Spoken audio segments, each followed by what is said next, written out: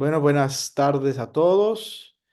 Em, Espero que estén bien. Voy a arreglar aquí la diapositiva para comenzar. Ya estamos grabando.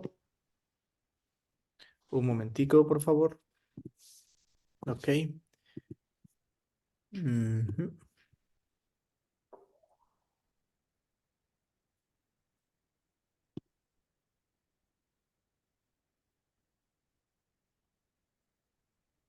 Ok, ven la diapositiva dice presencia de Cristo en la iglesia histórica, en la iglesia, Cristología histórica. ¿Alguna señal? Sí, sí, padre. Bueno, perfecto. Sí. Pues muy buenas tardes a todos. De verdad, bueno, disculpen la hora, pero como yo sé que se ha intensificado mucho las idas de luz en Mérida y tenemos que buscar los medios para poder aprender. Así que con mucho gusto, bueno, aquí en Roma son justo las 9:05 de la noche, allá pues las 4:05 y bueno, pues hacemos este encuentro digital. Los hermanos seminaristas se excusan porque piden perdón porque tienen una actividad con el seminario para el rector sobre la sinodalidad y no podían faltar, entonces ellos se comprometen a ver la grabación y le escribiré en el grupo que hay que verla antes del próximo miércoles para poder no perder el hilo de esta materia. Pues bienvenidos en la Cristología número 2. Hemos tenido la oportunidad de compartir la primera. Ya las notas están publicadas, menos de 18 no puse, así que puse muy buena nota, 18 y 20. Sí, a algunos les dije que tenían que pues mejorar el estudio, un poquito ir más a los detalles, etcétera, para no quedar con lo general, ¿ok? La Cristología uno nos hizo poner las bases del estudio de Jesucristo de una manera positiva, ¿no? Como dice en un lenguaje teológico. Positivo, en lenguaje teológico, metodológico, no significa la palabra positivo de algo bueno, no, sino que la palabra momento positivo significa estudiar los datos de la revelación, los datos bíblicos, los datos, perdón, de la tradición, tener un bosquejo antes de entrar a la parte sistemática o especulativa, antes de hacer teología como tal, ¿ok? Tratamos de poner las bases del estudio de Jesucristo en nuestro primer tratado de Cristología. Y bueno, la Cristología 2 sería la parte que muchos llaman la parte sistemática, especulativa, ontológica, donde lo que hemos visto en la Cristología 1 lo vamos a profundizar ahora. Hubo muchas preguntas, incluso de ustedes, que no pudimos profundizar. Lo hice agrede porque sabíamos que durante este tratado, pues como vamos a ver, eh, vamos a profundizar en la medida que pase las materias, pase el tiempo, etcétera, ¿ok? Bueno, pues bienvenidos. Nosotros vamos a comenzar nuestra materia con una oración en el nombre del Padre y del Hijo y del Espíritu Santo. Amén. Señor Jesús, te ofrecemos este estudio, te ofrecemos este tratado de Cristología. Estamos estudiando a tu persona como maestro nuestro de nuestra vida. A ti te seguimos, a ti estamos entregando nuestra vida en la iglesia. Concédenos la agudeza para entender, la capacidad para asimilar y la facilidad para aprender. Tú que vives y reinas por los siglos de los siglos. Amén. Que María Amén. Santísima nos ayude en nombre del Padre, del Hijo y del Espíritu Santo. Amén. Bueno, como vieron en el grupo, eh, esta vez se modificó, se me fue comunicado de la dirección de estudio que se modificó el horario, ya no es el jueves, sino es el miércoles, y además por ser Cristología 2 y que compensa con bastantes unidades de crédito y es muy larga, entonces se extendió hasta las 12 del mediodía, es decir, si no me equivoco, 45 minutos más o una hora académica más, que la distribuiremos bien, ¿no? De modo que no sea tan fatigosa ni nos cansemos tanto en el estudio, ¿ok? Estos son los contenidos que nosotros vamos a ver a lo largo de la materia y que estoy completamente seguro que formará en ustedes, en mí, eh, una base extremadamente buena para ser teólogos y teólogas. Es decir, la cristología que se ve en este segundo semestre ya lanza el estudio cristológico a un nivel muy alto, gracias a Dios, y pueden relacionarlo con todos los temas que están estudiando. Ya lo han comenzado a hacer y por eso yo me quedé muy contento. Cuando algunos de ustedes relacionaban con antropología teológica, relacionaban con historia, relacionaban con evangelios sinópticos y con otras materias que están viendo, con el Tratado de Gracia, etcétera, pues evidentemente ya el estudio cristológico va a lanzar pues el sentido teológico, ¿no? Como tal, en el estudio, en el hacer teología, en el escribir teología, etcétera, ¿ok? ¿Qué vamos a ver? Por supuesto, quedó un tema pendiente del semestre pasado que no pudimos ver por las tres clases que por motivos ajenos pues, y justificados se obviaron y que son muy importantes. Vamos a comenzar el tema hoy. Le vamos a dedicar antes de Semana Santa tres clases completas, ¿ok? El tema de los concilios cristológicos, lo explicaré en unos momentos. Y doy ahorita un bosquejo de la materia, ¿ok? Vamos a ver la presencia de Cristo en la iglesia, cristología cristológica. Me disculpa los acentos, que el teclado se me va a veces aquí. Vamos a ver la era patrística, cómo se asimila la fe ya después que muere la segunda generación y llegan los padres de la iglesia. Hacer ese paso entre el Nuevo Testamento, el siglo segundo, después los concilios cristológicos, los siete concilios, hasta San Juan Damasceno, pero los concilios más importantes ya explicaremos qué significan.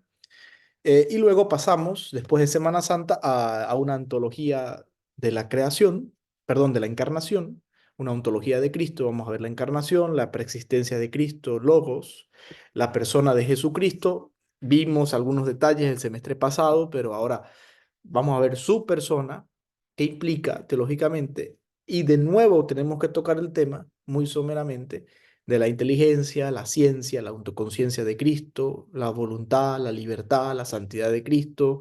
Entre estos casos volveremos a tocar entre si Jesús tuvo fe o no tuvo fe, qué dicen los autores, qué opinamos nosotros, ¿no?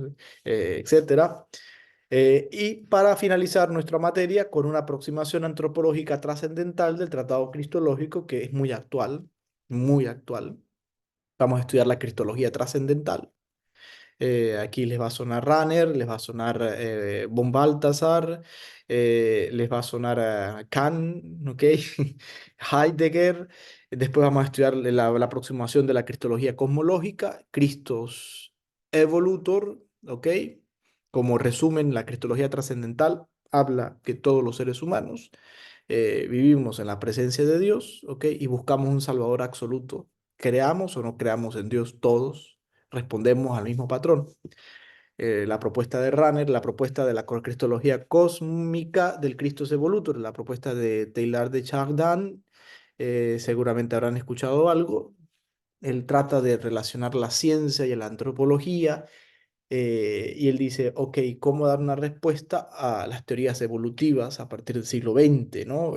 Ok, él dice, bueno, el ser humano está en evolución, muy bien, pero su máximo punto de evolución es Cristo. Lo vamos a estudiar, ¿ok? Toda la creación apunta a Cristo y apunta a la escatología final. Por eso cabe destacar, ¿no? Entre tantas cosas, nada en la creación se regresa, de lo que pudieron haber estudiado en antropología, en teología de la creación. Nada tiene involución, todo es evolución hacia, ¿no? Y finalizaremos nuestra materia con estudio de Cristología y Soteriología, Christus Redentor, ¿ok? Responderemos a la pregunta ¿por qué Dios se hizo hombre? ¿Ok? Trataremos a Agustín, San Anselmo, etcétera, y un tratado muy actual. Pasaremos a la aproximación que la Iglesia ha hecho de Cristo y el pecado original. Como ya han estudiado pecado original en la antropología teológica, lo están estudiando, aquí lo veremos en relación con Cristo, el nuevo Adán. Y terminaremos con el significado de la palabra ágape, ¿ok?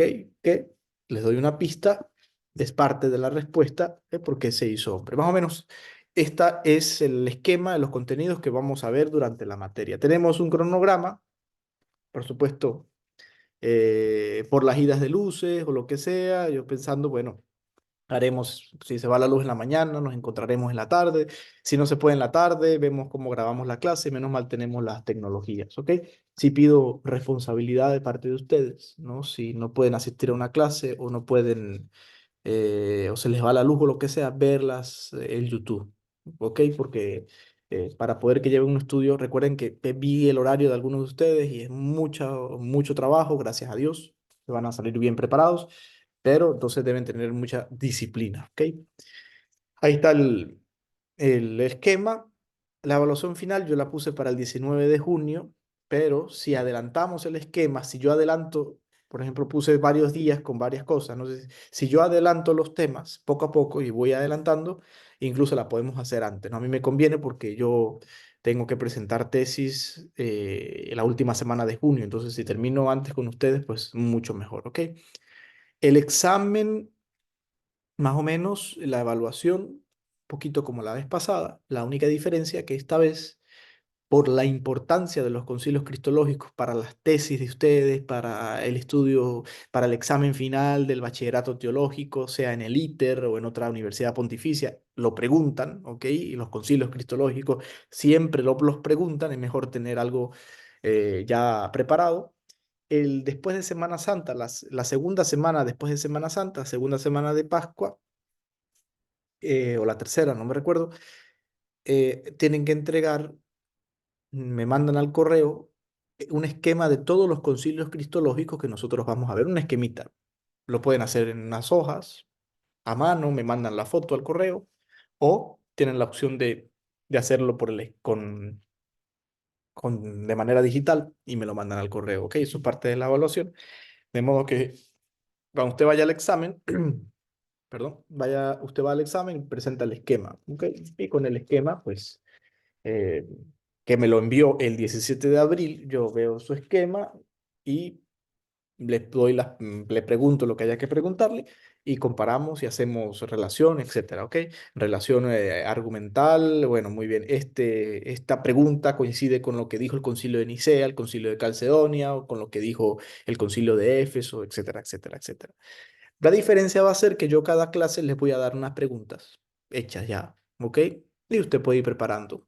Y esas son las preguntas del examen final, ¿ok? Esta vez no se preparan temas porque mucho, eso es mucho contenido, entonces en vez de preparar temas, les doy preguntas claves que ustedes pueden ir preparando, lo verán al final de la clase, pueden ir preparando durante el año, durante el semestre, perdón. Y al final, pues ya tienen el elenco de preguntas. Puede ser que un día antes les diga, oye, de estas 20 preguntas, 15 preguntas, 5 nada más, ¿ok? Pero usted ya la tienes preparada, ¿ok? Durante el semestre. Bibliografía, la misma que hemos usado, sobre todo el libro Angelo Amato, Jesús el Señor. Quien no lo tenga, pues me avisa, se lo puedo pasar en digital. Cristo, Señor y Cristo, un curso de Cristología de Sayés. El libro de Alegario González de Cardedal es interesantísimo, está en la biblioteca, creo que en Mérida también. Angelo Amato si no está en Mérida, en la biblioteca. Y un manual de Cristología de Hans Kessler, que puedo usar ese, puedo usar cualquiera, ¿ok? Cualquiera sirve, pero yo les digo, les he mandado lecturas también que complementarias, que no es que los voy a interrogar por cada clase, sino que lecturas que ayudan a enriquecer lo que hemos aprendido, ¿ok? Eh, pero con las clases basta, no es que tienen que leer todos esos libros, ¿no? Con presenciar la clase, preparar sus preguntas, yo creo que es suficiente a este nivel, pues, de la primera etapa del pregrado en teología, ¿no? Que es lo que están estudiando. Muy bien, bueno, esto es más o menos la clase de hoy, la bibliografía. ¿Alguna pregunta sobre el examen, sobre los contenidos, hermanas, que están en vivo? Los seminaristas pues me la pueden hacer en, por el WhatsApp. No, pues hasta el momento está bien, padre. O sea, no. Bueno, muy bien, ok. Padre, una pregunta. Ahí en el caso de, de que tenga que salir como fue ya finalizando el semestre, continúo igual enviándole podría enviarle por correo o por WhatsApp también la información o lo que le pida, lo que usted vaya pidiendo. Sí, sí, no hay problema, igual tuve las clases, pero lo único que me van a tener que enviar es el esquema el 17 de abril de todos los concilios, ¿ok? Ujú. Más Ok. nada, eso. Lo demás, de resto, preparar el examen al final, con las preguntas Ajá. que doy en cada Chévere. clase, ¿ok? Vale, Muy vale. bien. Sí les recomiendo tener un estudio constante porque si, para que no se atrase. ¿Ok? Esto en cualquier universidad, esta materia, pues es un poquito más exigente con la cuestión de las lecturas. Lo podrán preguntar en el ITER, creo que No sé si la materia la da el padre Pedro Trigo, es un poquito más exigente en las cosas, pero bueno, poco a poco vamos nosotros. La idea es salir bien preparados, ¿ok? Pues bueno, ya que no hay preguntas, no sé, las hermanas, bueno, vamos a iniciar nuestro recorrido. Por supuesto, cuando yo vea más o menos que pase un tiempo, les doy una pausa para tomar agua, lo que sea, al menos los que estamos en vivo. eh, Síntesis de la cristología bíblica, ¿no? Que es lo que sobre todo resaltamos de manera muy breve en la cristología número uno, y podemos concluir lo siguiente, que Jesús asume, unifica, supera la esperanza de Israel y la esperanza de la humanidad. Israel esperaba un Mesías, Israel esperaba un profeta escatológico, Israel esperaba un sumo sacerdote, lo hemos visto con las mediaciones, ¿no? Por eso a todos, absolutamente a todos, les pregunté en el examen lo de las mediaciones. Quienes se enredaron, pues bueno, sí le pegó un poquito ahí la nota, pero, pero las mediaciones, todas las mediaciones, es decir, toda la esperanza de Israel, sea mediaciones ascendentes, mediaciones descendentes, fueron interpretadas en Cristo con la llegada del Mesías, ¿ok? En el Nuevo Testamento. Por eso Jesús asume y lleva a plenitud la esperanza de Israel. La cristología bíblica del Nuevo Testamento también habla que es el Hijo de Dios, ¿ok? Es el Verbo, es Dios hecho hombre, redentor, es Salvador, que Jesús reconcilia al hombre con Dios, ¿ok? Como por el perdón, por la filiación divina adoptiva, es decir, Jesús hace al ser humano hijo de Dios. Somos hijos en el Hijo. Ese es un vocabulario que hay que ir poco a poco asumiendo. Todos nosotros somos hijos en el Hijo, ¿ok? En el Hijo, en Cristo, porque Jesús de Nazaret se ha hecho hombre, el Hijo de Dios ha hecho que nosotros participemos de la filiación divina, ¿ok? Es un vocabulario que poco a poco cada uno de nosotros vamos asumiendo. Y, por supuesto, Jesús ha logrado para nosotros mediante su predicación, su vida, su muerte y su resurrección, ¿ok? Que ha logrado la asimilación de la gracia, ¿ok? Que nosotros podamos cada día asimilarnos. Somos imagen de Dios, pero también semejanza. La imagen de Dios es parte de nuestra constitución existencial, y la semejanza que hemos perdido por el pecado la vamos asumiendo cada vez mientras más nos asimilemos y nos parezcamos a Cristo, ¿ok? Como dice la Gaudium et Spes del Concilio Vaticano II, número 22, en Jesucristo el misterio del hombre llega a su plenitud y se desvela. ¿Qué pasa en los primeros siglos del cristianismo? ¿Ok? Eh, Hay una situación de la iglesia que comienza la predicación. eh, Sabíamos que la iglesia, o mejor dicho, los primeros cristianos fueron perseguidos, una situación histórica difícil en los primeros siglos, pero ya para el tiempo de Constantino, el emperador, la fe fue oficializada, ¿no? Por supuesto, están todas estas leyendas que el emperador vio, el signo de Christus en griego, etcétera, en el cielo, en medio de una batalla. Bueno, esto es parte de la historia de la iglesia, una historia universal. Y bueno, él prometió que si ganara, si ganaba, se convertía con el imperio, etcétera, etcétera, etcétera. Y bueno, y convirtió el imperio y asumió el cristianismo como religión oficial. Pero también está una situación histórica, el emperador Constantino, que descubrió que como habían tantos cristianos, la única manera que tenía también para unir el imperio era pues hacer la religión oficial, ¿no? Es decir, hay varias interpretaciones, todas son válidas, todas son reales. Pero pasa la persecución, llega la oficialización de la iglesia y nos encontramos con los primeros padres. Ok, había una cercanía con Cristo en el sentido de que recibieron de la primera, segunda, tercera generación el testimonio del Señor. eh, Comenzaron a reflexionar en medio también de una situación difícil.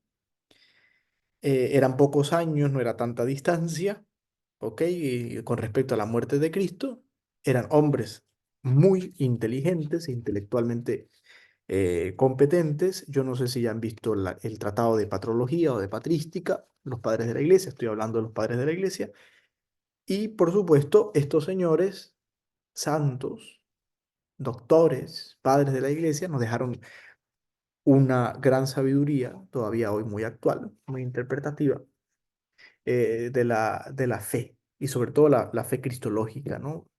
Y es lo que nosotros vamos a ver cómo la fe de la primera comunidad cristiana en Cristo va madurando. Recuerden que en el Evangelio de Juan la fe adquiere un nivel de comprensión muy alto. Entonces la fe va madurando.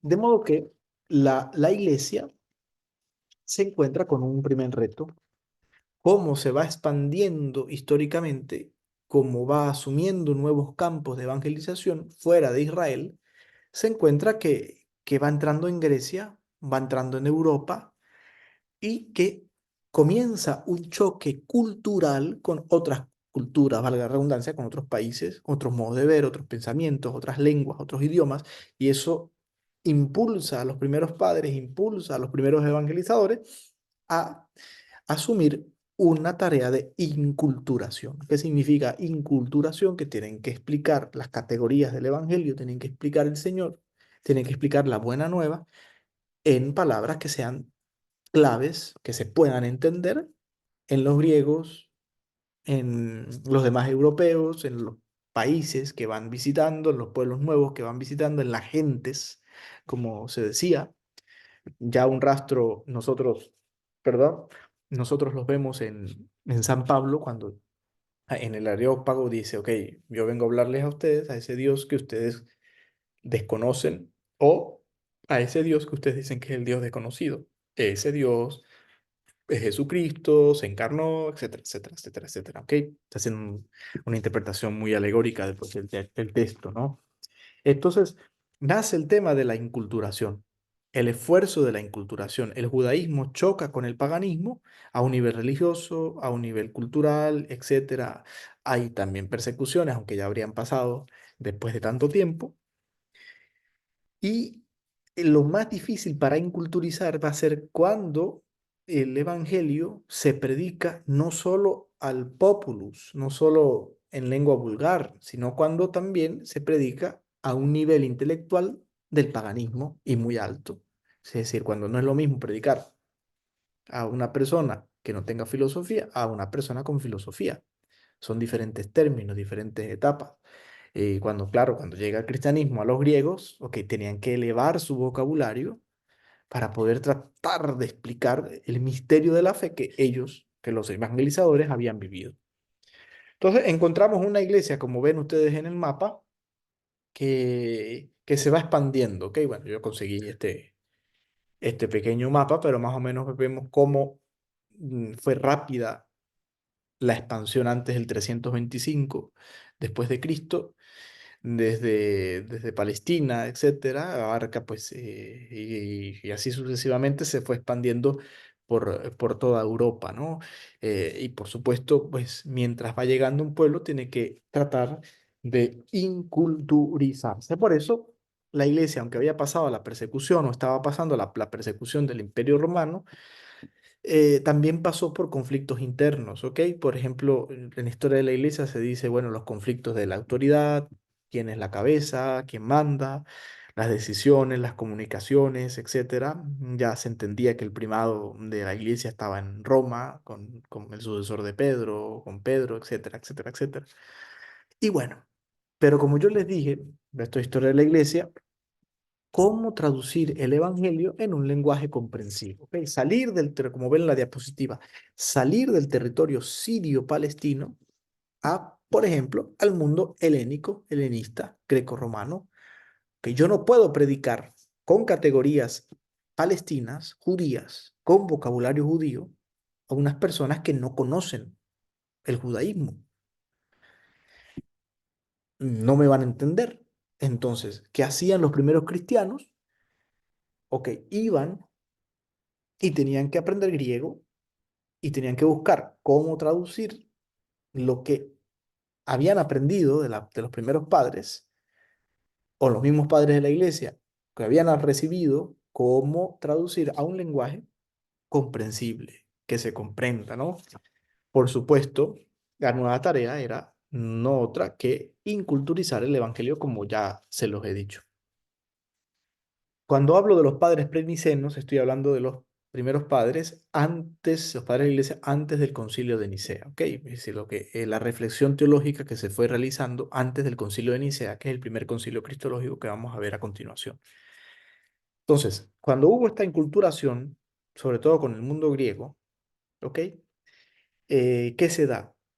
No solamente traducir la fe a un lenguaje más comprensible, un lenguaje que se pueda entender, sino que había la misión de tener una intención dogmática apologética. Apologética significa defender, defender la fe, ¿ok? La propuesta y la defensa de la integridad de la fe y su papel salvífico. ¿Por qué? Porque no solamente era predicar, sino que la fe comienza a ser asumida por otras culturas que no tenían nada que ver con la cultura judía. Entonces la fe comienza a sufrir lo que sería un ataque cultural, ¿ok? Un ataque cultural que nosotros vamos a estudiar, sobre todo en la persona de Cristo. Ok, muy bien, yo soy en la religión judía, recibí el mensaje de la palabra, creo que Jesucristo es el Salvador, el Mesías, el mediador, pero ¿cómo hago yo para explicarle que en Jesús están todas las mediaciones, que Jesús es el profeta que yo esperaba? Por supuesto, no hablan con estos términos, pero más o menos así, que Jesús era el profeta que yo esperaba, que Jesús era el Mesías que yo esperaba, que Jesús era el Salvador, el sumo sacerdote que yo esperaba, el Mesías que mandó Dios al mundo griego, que tenían otra concepción. Por eso son dos dimensiones particulares donde se va a desarrollar la cristología de estos primeros siglos. Por un lado, cómo entender la relación con Dios, es decir, cómo entender que en Jesucristo se revela, y lo vamos a ver, un Dios trino, Trinidad, ¿ok?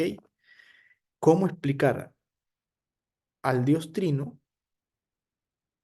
también en la cultura judía, que era un monoteísmo muy cerrado, o en el politeísmo de los griegos? Que yo como cristiano, ¿cómo hago para explicarle a los judíos que Dios es uno y trino y no es uno nada más? Del monoteísmo de los judíos. Pero ¿cómo hago yo como cristiano para explicarle a los griegos que eran politeístas, que creían en muchos dioses, politeísmo, creer en bastantes dioses, que Jesucristo era uno y trino, pero no un solo Dios, ¿no? Entonces comienza a desarrollarse el tratado trinitario, ¿ok?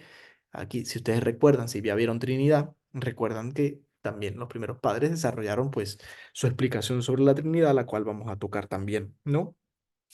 Por otra parte, ok, resolví el problema de explicar que Dios es uno y trino a los monoteístas, a los judíos, y el que Dios es uno y trino a los politeístas, a los griegos, pero surge otro problema que los padres también van a resolver y que vamos a ver a lo largo de los 7 concilios cristológicos, la unidad y dualidad divino-humana de Jesucristo. ¿Ok?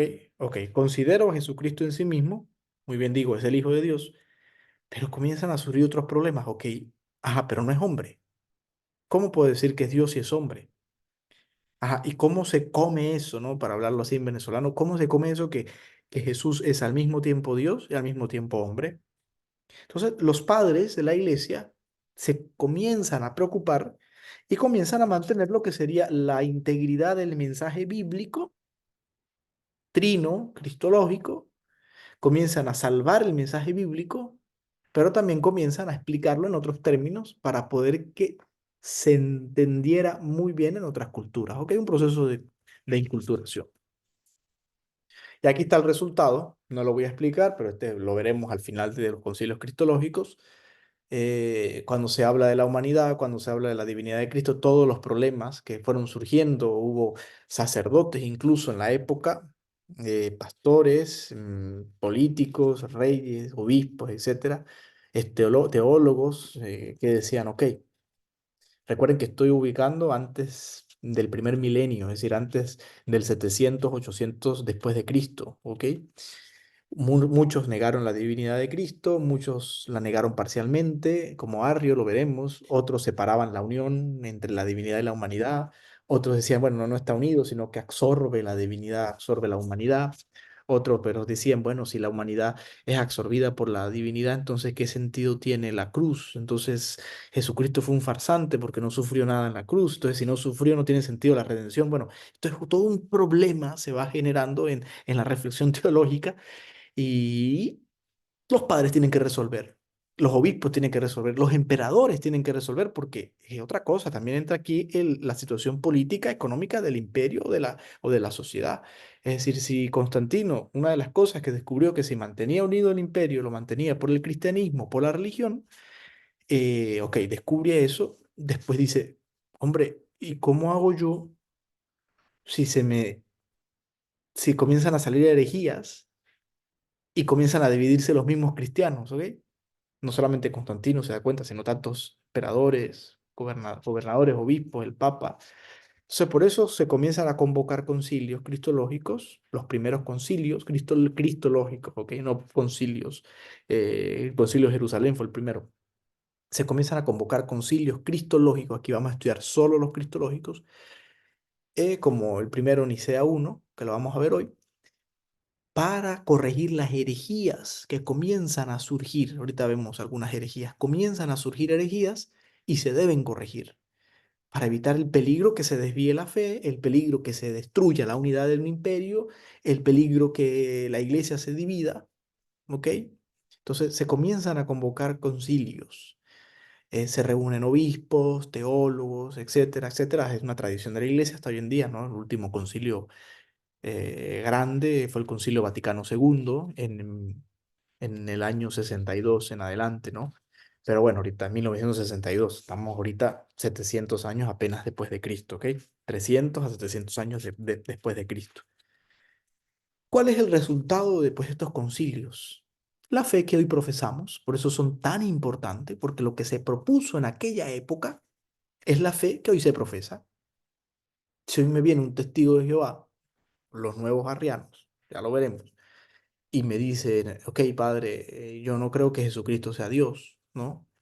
Y yo le digo, mira, mi querido hermano, pero, hey, pero es que eso ya se discutió 400 años después de Cristo. Si a mí me dice un evangélico, es que yo no creo eso que María sea la madre de Dios. Y yo le digo, mire, eso es cuento viejo porque que María sea madre de Dios se discutió en Éfeso en el año 431 después de Cristo, hace casi 1600 años. Es decir, todos los temas teológicos que hoy profesamos ya se discutieron o se fueron discutiendo, fue también un desarrollo del dogma, pero la fe en Cristo, al menos lo más esencial que profesamos en el credo los domingos, se discutió en estos años. Por eso este credo, el niceno constantinopolitano, muchos dicen, bueno, los padres decimos el credo corto y el credo largo, ¿no? Nos da flojera hacer el credo largo porque decimos algunos, porque bueno, se alarga la misa, hacemos el credo apostólico, etcétera. El credo es algo que se discutió, algo no es una profesión de fe que se discutió en estos concilios cristológicos.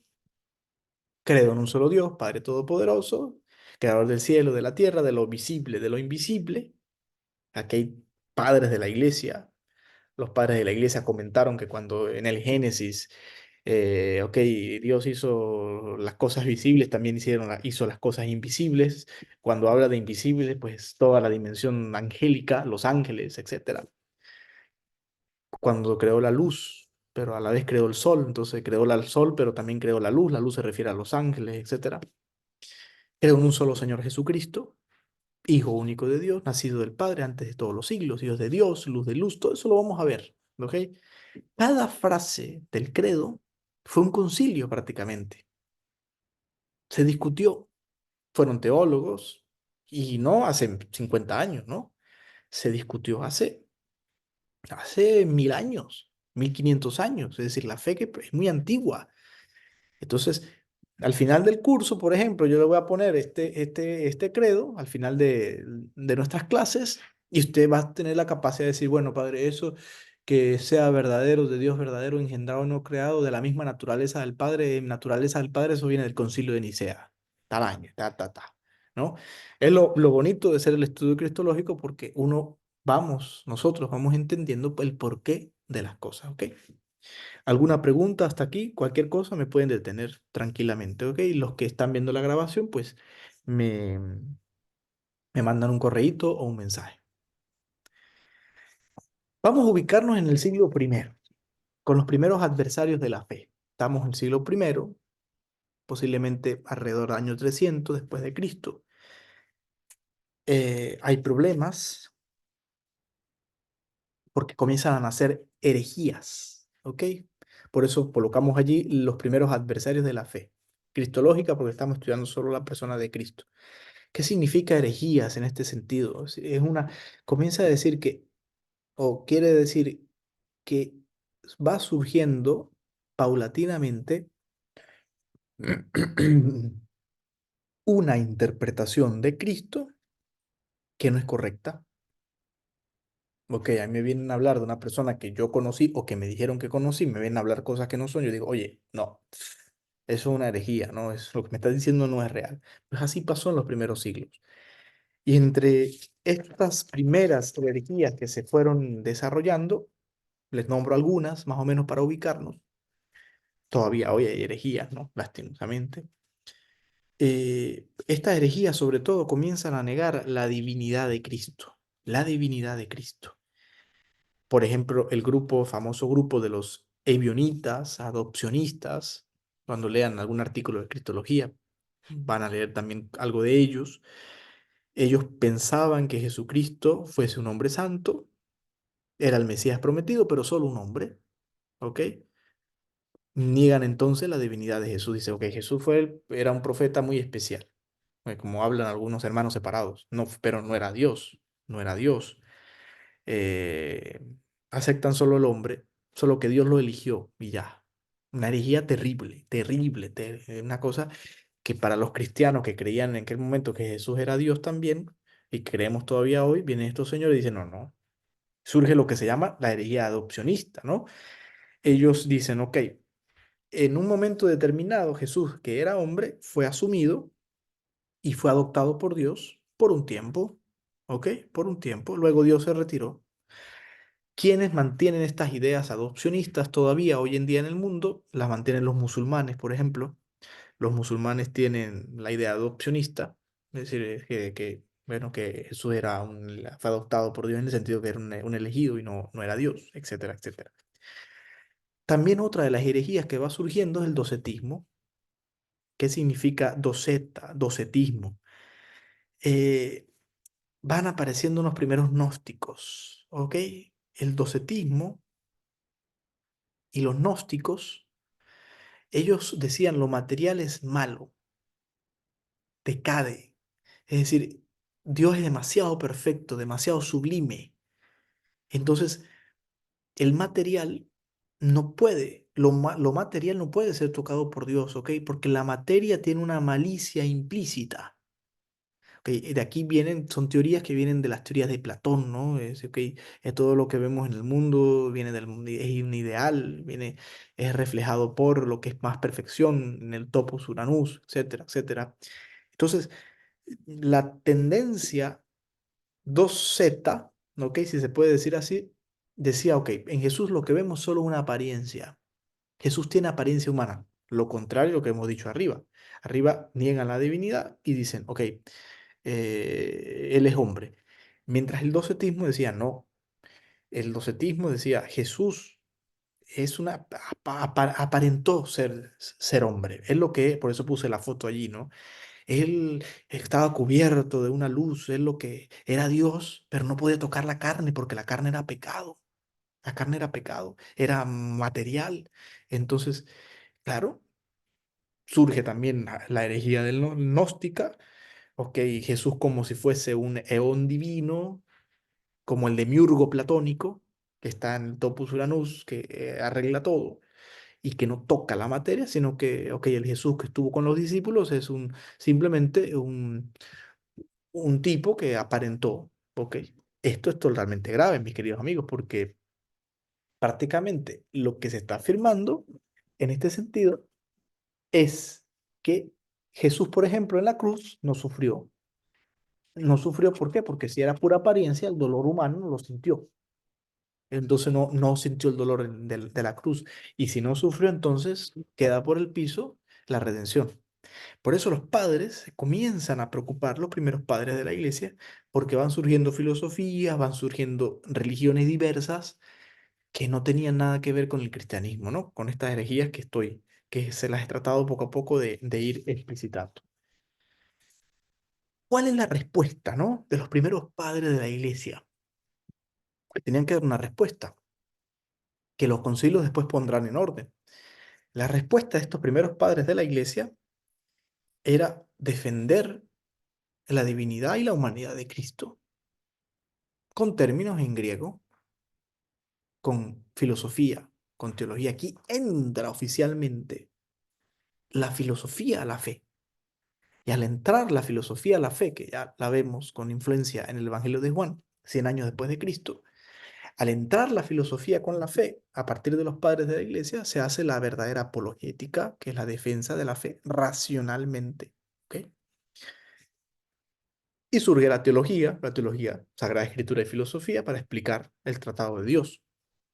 Entonces, ¿qué hacen estos primeros padres?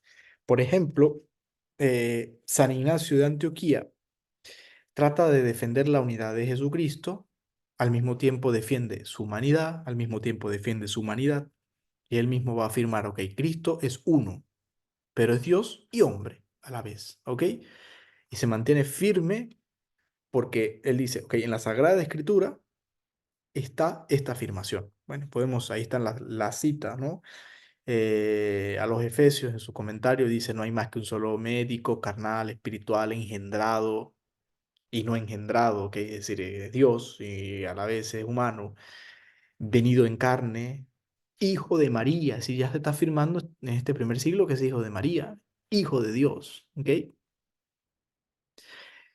Primero pasible, ahora impasible, Jesucristo nuestro Señor.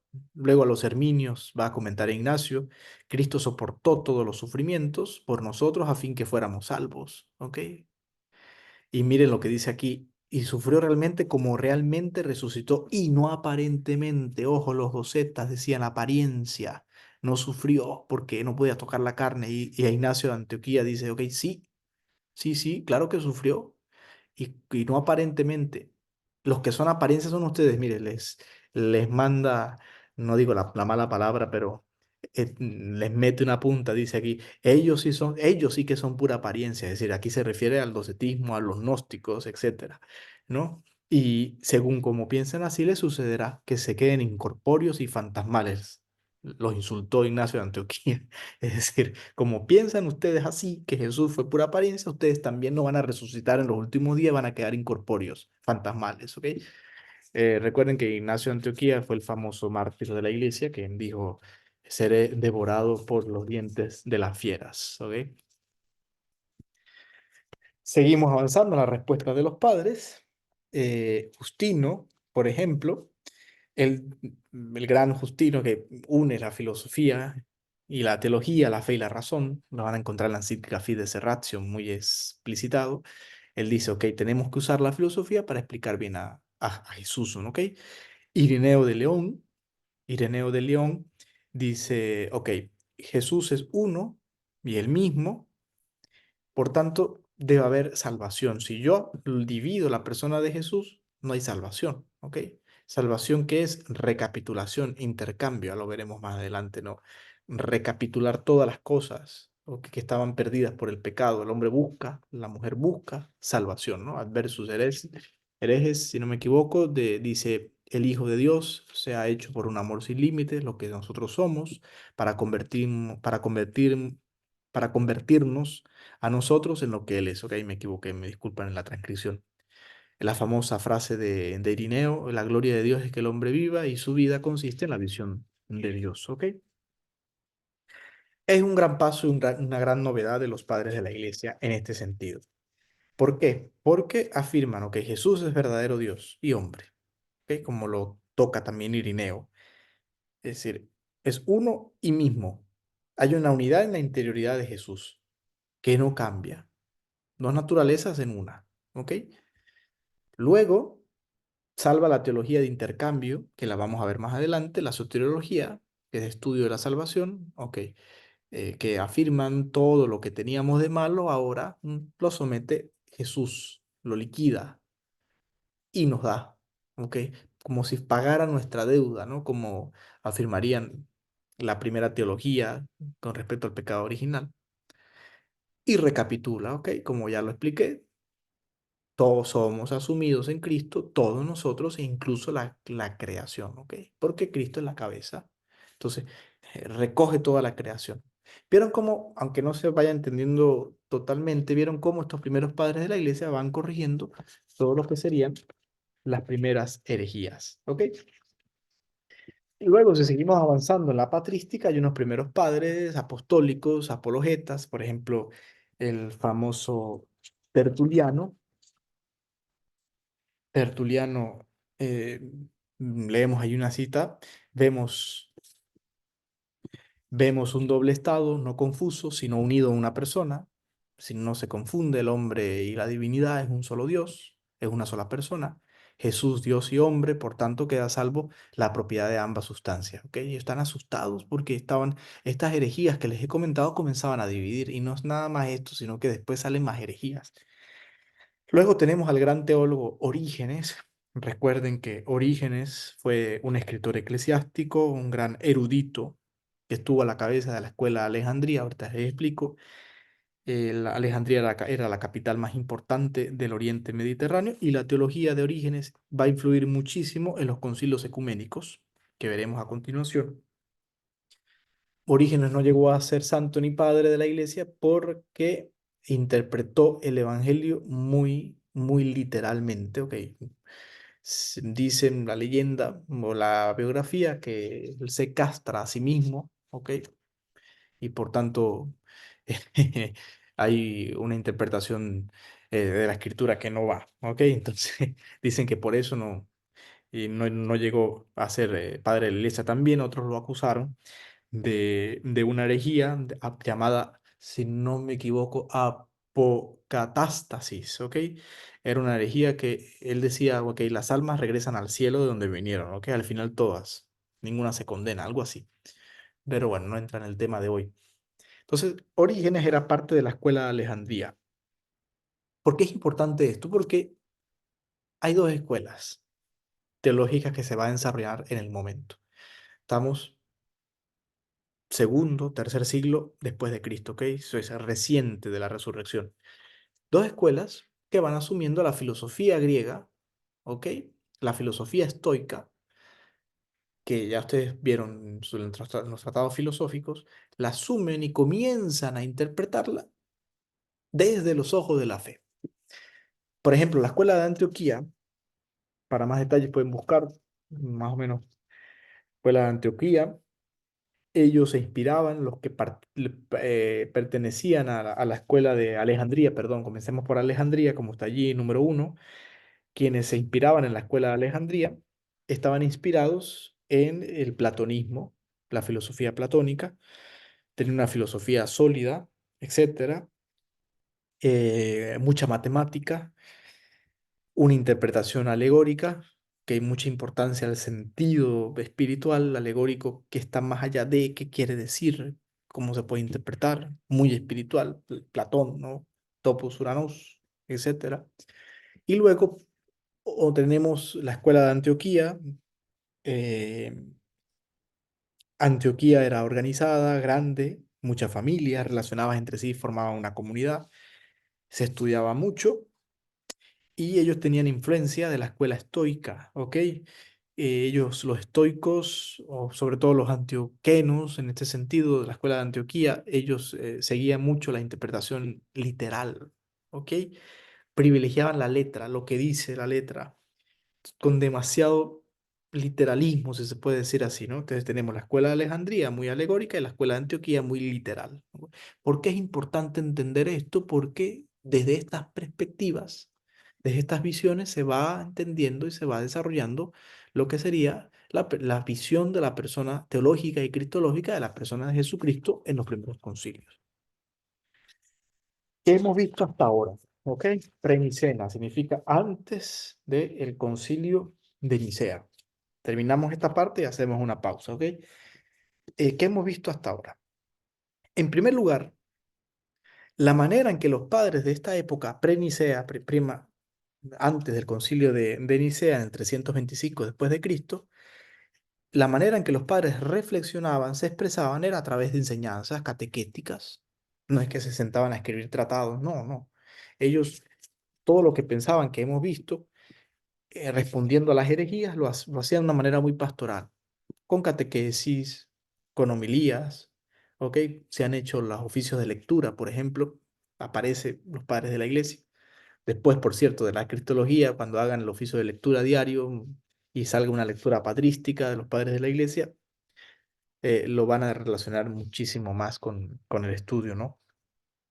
Ellos eh, tenían catequesis orales, predicación, homilías, sí, los sermones son importantísimos, ¿ok? Se ve la teología de ellos, cartas, tratados apologéticos expresados en cartas, símbolos de la fe, etcétera. En un segundo lugar, estos primeros padres que respondían a las herejías, como ya les dije, aplicaban la filosofía. No tenían otra manera. Tenían que aplicar la filosofía griega para poder explicar en términos filosóficos y griegos la persona de Jesús, ¿ok? Y así, pues, afinar el lenguaje, comprender y expresar la propia fe. Y en tercer lugar, había una intención de mantener la fe en la integridad y en la unidad divino-humana de Cristo, por un lado, y la universalidad de salvación por otro. ¿Qué quiere decir? Bueno, que Jesús es uno, humano, divino, y que precisamente por ser Dios y hombre, salva, ¿ok? Y salvaba a la humanidad. Si se niega que Jesús es Dios, no se salva el ser humano. Si se niega que Jesús es hombre, ¿cómo va a salvar algo que no se asume, ¿no? Lo que no se asume no se redime. No me recuerdo si lo dice San Irineo o San Gregorio Nacianceno. En fin, lo que no se asume no se redime. Y en cuarto lugar, a partir de entonces se da la dinámica o leitmotiv, ¿qué significa leitmotiv? Que se va repitiendo una y otra vez, ¿ok? Así, Nacianceno. Ya me recordé. Lo que Nacianceno decía, lo que no se ha asumido no se ha curado, lo que no se asume no se redime, ¿ok? Y todos los padres de la iglesia van asumiendo esta concepción, ¿ok? Lo que dio, lo que Dios, perdón, ha tomado ha sido la carne humana, por tanto la ha asumido, y la carne humana es la que va a salvar, ¿ok? Esto también sirve para nuestra vida espiritual. Si yo tengo un problema espiritual, personal, humano, en las etapas de mi maduración yo tengo que asumirlo, ¿ok? Yo no puedo tener una actitud doseta, aparente, ¿no? Yo rezo y no veo el problema humano, psicológico, personal, de salud que yo tengo. No se va a redimir. Hay que asumir para redimir. Es un principio patrístico muy interesante, ¿ok? Bueno, vamos a tomarnos una pausa. Son aquí, mm, ya les digo la hora. Son las 5 de la tarde, ¿ok? Tenemos una hora casi pues, conectados y regresamos a las 5:10, ¿ok? Vamos a tomarnos 10 minutitos, a menos los que estamos aquí conectados, para tomar agua, un cafecito. Bueno, a las 4 o 5 de la tarde no se toma café, pero ahí las hermanas creo que están cerca de la cocina, las dominicas pueden tomar un juguito de naranja, no lo que sea, que yo Sí. conozco bien la casa. Y nos vemos entonces a las 5:10, ¿ok? Comenzamos a presentar los concilios y presentamos hoy, estudiamos Nicea y terminamos nuestra clase hoy. Entonces, nos vemos en 10 minutos, ¿ok? Ok, ok. Dios le pague, padre. Amén. Gracias.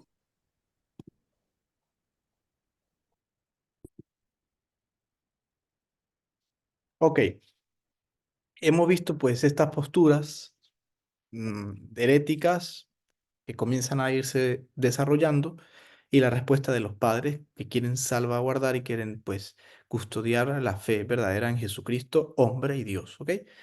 Y bueno, a lo largo de casi 300 años o más, se van desarrollando concilios. La iglesia, los papas, los cooperadores van convocando concilios para aclarar, ¿ok? Y tenemos 7 grandes concilios cristológicos orientales que tienen que ver con la fe cristológica, que esperemos antes de Semana Santa podamos verlos todos. Al saber, al tener conocimiento de todos estos concilios, tenemos pues una buena cristología. Primero, ese esquemita es interesante porque está el concilio y la problemática cristológica que vamos a estudiar, ¿ok? Por ejemplo, está Nicea 1, que vamos a estudiar hoy, la divinidad, Constantinopla 1, primero, la humanidad, Éfeso, la unidad personal. En Éfeso es donde se declara María Madre de Dios, es decir, cuando estudiamos Éfeso vamos a estudiar también la Virgen María. Calcedonia, donde se dice, para mí es más importante, porque en Calcedonia se dice Jesucristo es verdadero Dios, es verdadero hombre. Constantinopla II, ok, que trata de afinar lo que se había hecho en los 4 concilios anteriores. Constantinopla III en el 680, donde dice, ok, era hombre, era Dios, pero tenía la voluntad divina y voluntad humana, ok, entonces habla de una doble voluntad y operación divina y humana.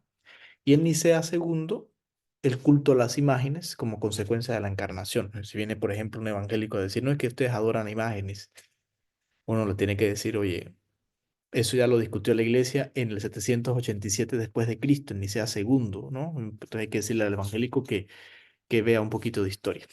Pero bueno, vamos a comenzar. Nicea primero. Esta imagen, yo me acuerdo, en la cristología pasada, el día de San Nicolás, les dije que la íbamos a recordar, y es la imagen de Nicolás de Bari, ¿ok? Es el famoso San Nicolás hoy en día, dándole una cachetada, una bofetada a el herético Arrio, ¿ok? Es una nueva herejía que van a hacer, la herejía arriana, la vamos a estudiar, porque estaban en el concilio de Nicea y San Nicolás escuchó cómo Arrio hablaba de Jesucristo tan mal. Y fue, se levantó y le dio una bofetada. Así que bueno, cuando lo visten de Santa Claus y Papá Noel, pues lo ponen muy, muy tranquilo, pero San Nicolás de Bari eh, se las traía, ¿ok? Participó en el concilio de Nicea. Así que para recordar el concilio de Nicea, pueden recordar esta imagen. Ahí tenemos otra imagen más antigua de la bofetada que le dio San Nicolás a Nicolás a Arrio, perdón, ¿ok? Ok, un momentico.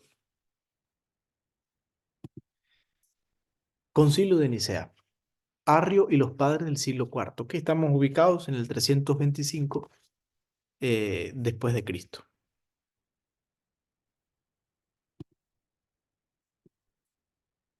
¿Quién fue Arrio? ¿Ok? Porque a Arrio es que van a responder los padres del Concilio de Nicea. Arrio era un sacerdote de la escuela de Alejandría, por eso nosotros estudiamos, les dije que habían 2 escuelas, Antioquía y Alejandría. Era obispo del momento, fue obispo. Antes de ser obispo tuvo una juventud tormentosa, se convirtió al cristianismo, vivió un sacerdocio pues un poquito desorganizado y se metió con muchas herejías, ¿no? Entonces el hombre, este señor Arrio, comenzó a proponer cosas que no iban y comenzó a proclamar un subordinacionismo, ¿ok? Un subordinacionismo. ¿Qué significa esto? Aplicar el subordinacionismo a la figura de Jesús significa asumir una estructura platónica. Es decir, en la estructura platónica Dios está arriba, lo demás está por abajo. Por tanto, si Dios está aquí arriba, Jesucristo está más abajo.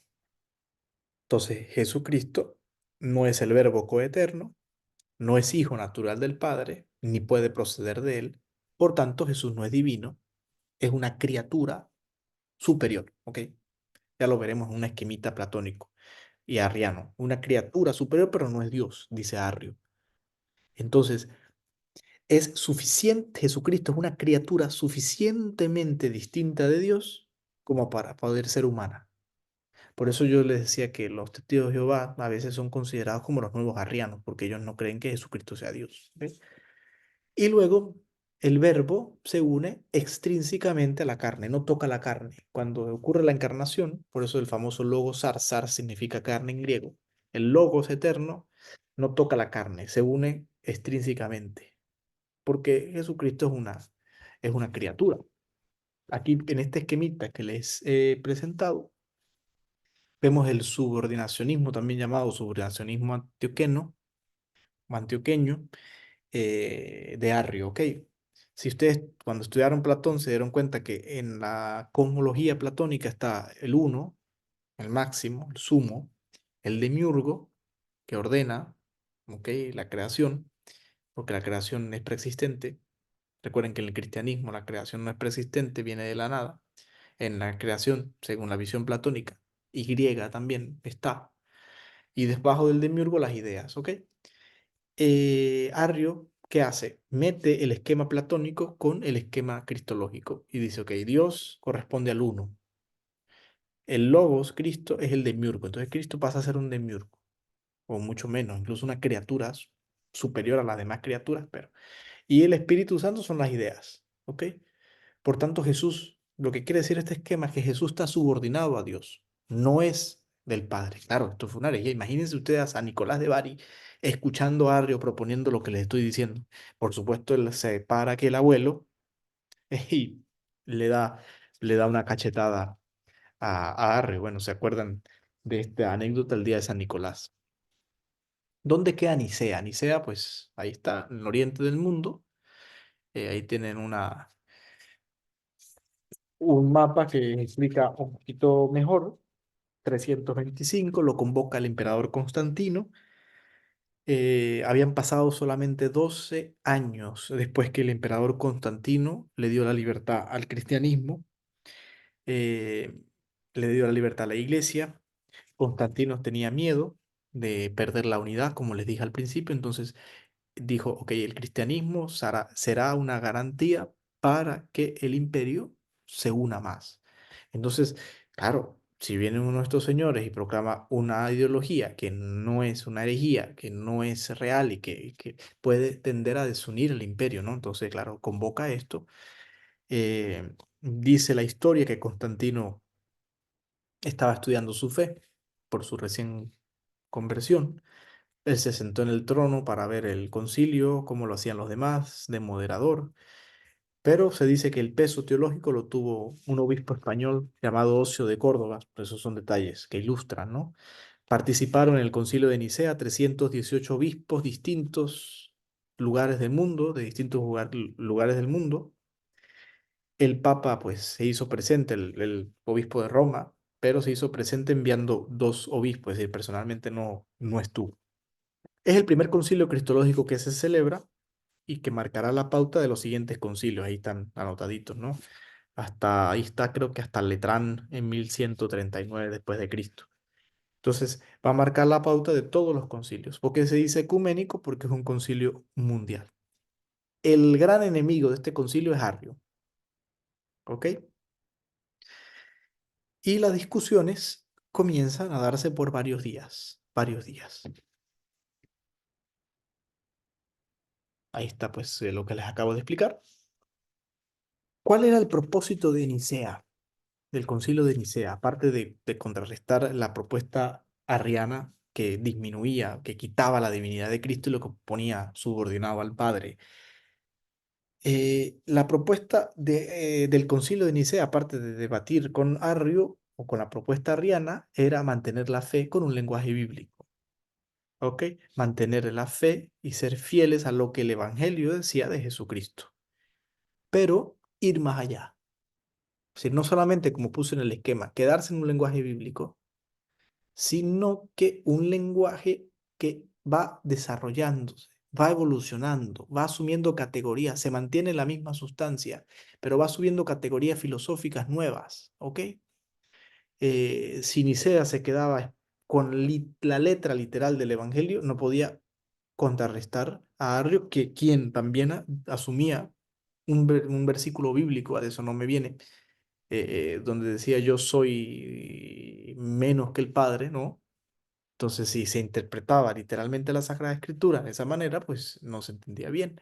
Había que asumir un lenguaje más racional, había que expresar las verdades de la fe, del mensaje bíblico, pero con un lenguaje distinto para ser comprendido ante las nuevas herejías filosóficas y racionales que salían, ¿no?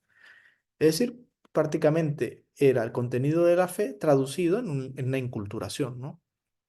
¿Y por qué es importante resaltar esto? Porque el cristianismo se actualiza hoy. Se mantiene la misma sustancia, pero se va actualizando. Se va respondiendo a los signos de los tiempos. El cardenal Newman, inglés, aquí haciendo una digresión, pie de página, nota, pie de página, El cardenal Newman decía que la iglesia era como un río, ¿no? El río que nace desde un manantial, nace como una gota y desemboca en el mar como un gran río, pero la sustancia es la misma, ¿no? La sustancia es la misma. El concilio de Nicea, para poder expresar una fe que hizo, comenzó a crear lo que hoy en día conocemos como el credo. ¿Qué pasa? Interrumpo por un momentico la grabación y voy a...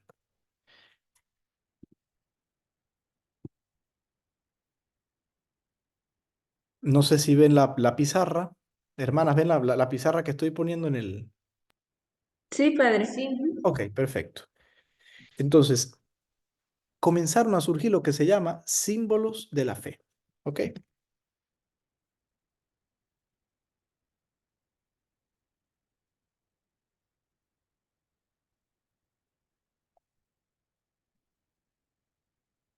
¿Qué significa símbolos de la fe? Lo que la gente profesaba en las misas, en los encuentros de fe, en las Eucaristías.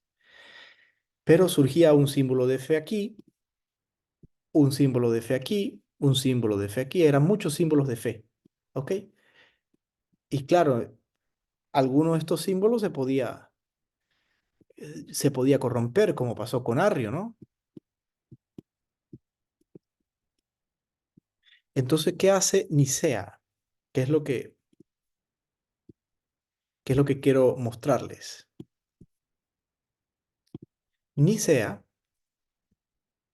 el concilio de Nicea, comienza a unir todos los símbolos de fe que fue encontrando en la época, ¿ok? De esta iglesia, como de esta comunidad que se profesa. Bueno, que Dios, que Jesús nació del Padre, de esta comunidad también que se profesa, que Jesús es verdadero Dios, de esta comunidad que se profesa. Bueno, que Jesús, que Dios es el creador de todo, y aquí que se profesa, ¿no? Y aquí que se profesa. Todos habían recibido del Evangelio la misma la misma fe, pero habían distintos símbolos. No había todavía un credo que uniera. Entonces, ¿qué hace Nicea?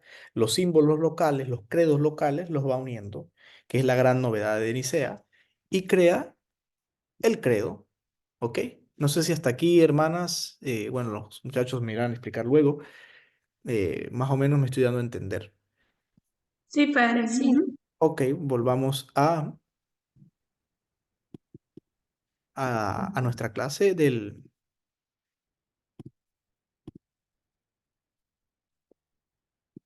Ok, ahí está la diapositiva, la están viendo, ¿verdad?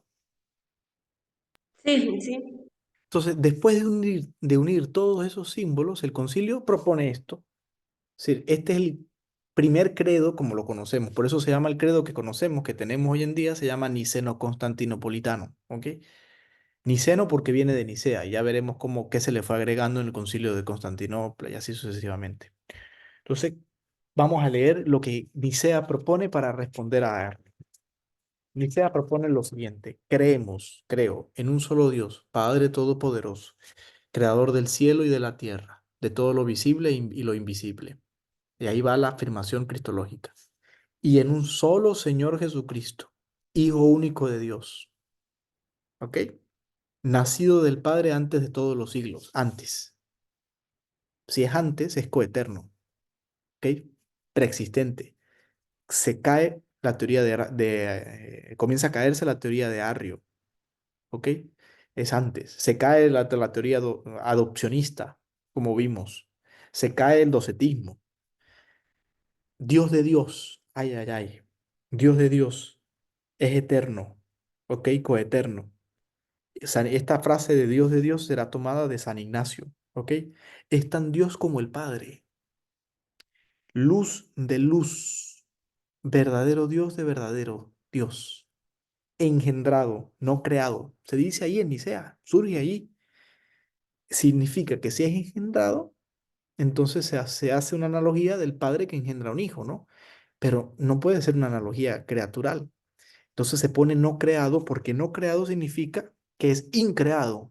No se dice increado, sino que se dice no creado. Increado es el Padre. Por tanto, Jesús es tan increado como el Padre.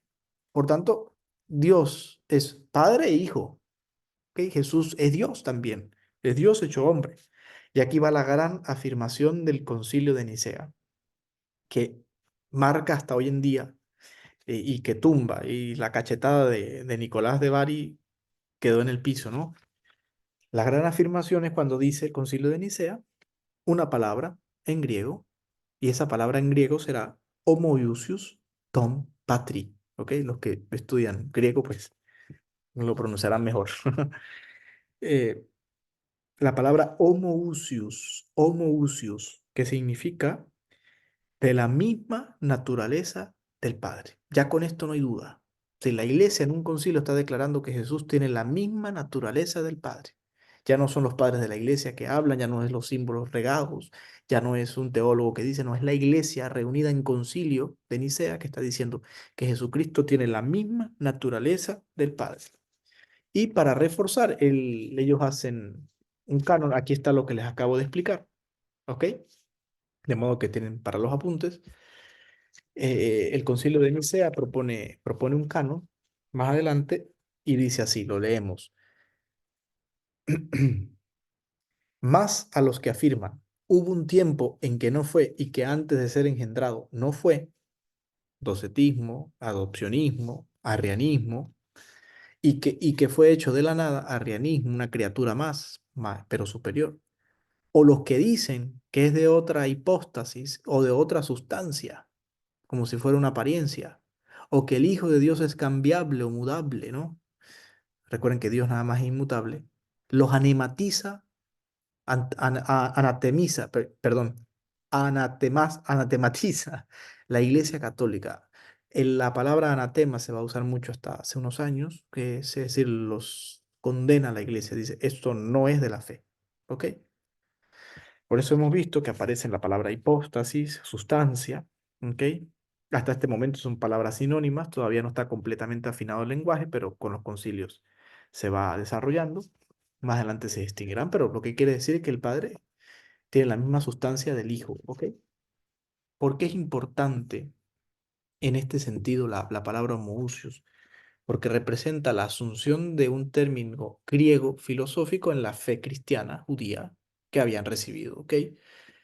Y dicen los antropólogos que Nicea fue la primera reunión mundial que confió en el conocimiento humano y en la inculturación. Pero bueno, ya estos otros estudios.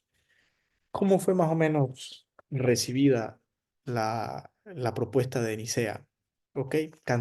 Constancio, perdón, cansancio tengo yo hasta ahora. Constancio, la rehabilitación práctica, la propagación del arrianismo. Constancio, el emperador comenzó a perseguir a los nicenos más adelante. Eh, el arrianismo, desgraciadamente, en algún momento se propagó por Europa porque algunos obispos comenzaron a ser arrianos, es decir, no fue fácil la asimilación del concilio. Si hoy en día, por ejemplo, cuesta asimilar la sinodalidad, imagínense un tema como esto, ¿no? Dicho sea de paso, etcétera, etcétera, etcétera, pero igual, bueno, la fe siempre fue mantenida, ¿no? Incluso hubo tendencias posnicenas, hubo a quienes les decían los nicenos, que eran los católicos fieles al concilio, fieles a la declaración que Jesús era Dios. Hubo cristianos que se convirtieron en semiarrianos, ¿ok? En vez de decir homoousios, decían homeusianos, como si la E disminuyera, la palabra E disminuyera la igualdad, la semejanza, ¿ok? Sí creían, pero no tanto, ¿no? Y también hubo arrianos extremos, ¿no? Llamados los anomeos, pero estos son detalles históricos que nos ayudan a entender. Finalmente, sí, aquí tengo otra vez explicadas las teorías, las tendencias posnicenas. Finalmente encontramos un valor de este concilio, ¿ok? Primero, que hay una novedad magisterial, ¿ok? ¿Qué significa una novedad magisterial? Que abre el camino eclesiológico, cristológico de la vida de la iglesia, de interpretar los problemas y enfrentarlos. ¿Ok? ¿Cómo enfrentar un problema teórico? Bueno, se reúne en concilio y se enfrenta a lo que hizo la iglesia hasta 1960 con el Concilio Vaticano II. Lo que se hace ahorita con un sínodo, bueno, sínodo no es un concilio, es otra cosa. No cabe destacar ahorita la diferencia, pero la iglesia que afronta un problema ya desde el 325 después de Cristo, ¿no? Que hay una interpretación auténtica de la escritura, ¿ok? Es decir, Dios, la escritura dice Dios se hizo hombre, se hizo el verbo eterno, se hizo carne, ¿ok? Por tanto, se interpreta la escritura. Hay una creatividad teológica y deshelenización del dogma. ¿Qué quiere decir esto? La creatividad teológica quiere decir que bueno, se usan lenguajes filosóficos y se modelan, modelándolos para que responda al dogma. No es que el dogma se adapte a la filosofía, no, era la filosofía que se hacía que se adapte al dogma. ¿Ok? Cómo usar la filosofía para explicar el dogma. Y siempre lo que está de fondo es salvaguardar el sentido soteriológico. Es decir, Jesucristo no podía, la conciencia, lo que no se asume no se redime.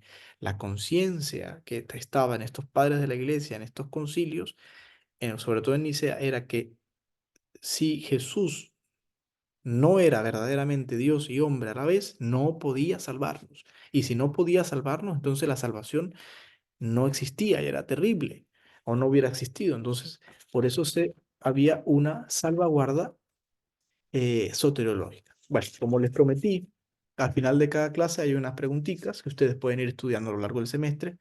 Una de ellas saldrá en el examen. ¿Quiénes fueron los primeros adversarios de la fe cristológica? ¿Ok? Ya vimos el adopcionismo, ya vimos el docetismo, cómo fue la respuesta de los primeros padres nicenos, ya vimos Ireneo, vimos otros teólogos como Orígenes, ¿ok? Que salvaguardan la divinidad y la humanidad de Cristo. Eh, Dos, ubicar y explicar el concilio de Nicea en su contexto histórico, la asunción del cristianismo del emperador Constantino, el mantener la unidad, la propuesta de Arrio de asumir un esquema platónico, ¿ok? Y poner a Jesucristo subordinado al Padre, y la propuesta de que el credo canon niceno, la recepción y el valor del credo canon niceno, que dice, bueno, lo más importante, homoousios ton patri, eh, hacer Jesucristo de la misma sustancia del Padre, Dios de Dios, verdadero Dios, luz de luz, engendrado, no creado, ¿ok? La recepción, bueno, que unos asumieron Nicea, otros no, y que otros se quedaron arrianos, pero los que asumieron Nicea se quedaron católicos. El valor de Nicea, ¿no? La confianza en las Sagradas Escrituras, la confianza en el conocimiento humano, la salvaguarda soteriológica, etcétera, etcétera, etcétera. ¿Ok? Bueno, hasta aquí nuestra clase de hoy. No sé si las hermanas tienen alguna preguntita. No, padre, todo muy bien explicado. Sí.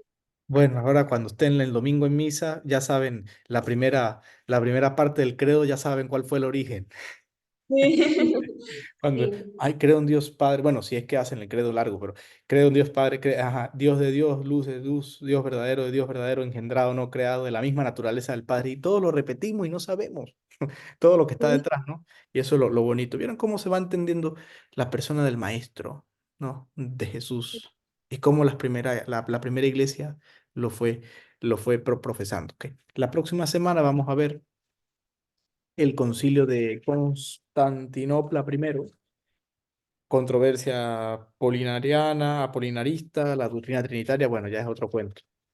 Ahí les mandé un artículo si pueden revisarlo. Por eso es tan importante que los que no asistieron a la clase deben ver la grabación. Pues nada, como les prometí, media horita, así que Dios los bendiga a todos, hermanas, gracias. A los que se les fue la luz, pues espero verlas, que puedan ver la grabación. La cuelgo dentro de un ratito. Y bueno, para mí buenas noches, para ustedes buenas tardes. Dios me los bendiga. Chao, hermanas. Ah, no, padre, Dios le pague. Saludos allá a la casa. Con gusto. Con gusto.